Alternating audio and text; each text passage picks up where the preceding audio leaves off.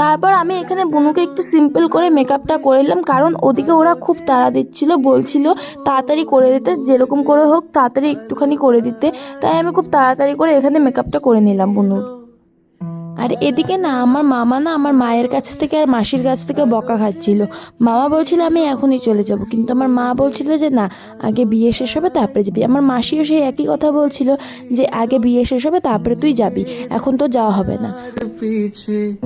ঘুরে ঘুরে তো এদিকে বাসি বিয়ের জন্য সবাই চলেও এসেছে। আর এখানে না আমি বুনুকে একটু সিম্পল করে মেকআপটা করিয়ে দিয়েছি, কারণ ওরাও খুব তাড়া দিচ্ছিল, ওদেরও তাড়া আছে বিয়েটা তাড়াতাড়ি করিয়ে দেবে তার জন্য।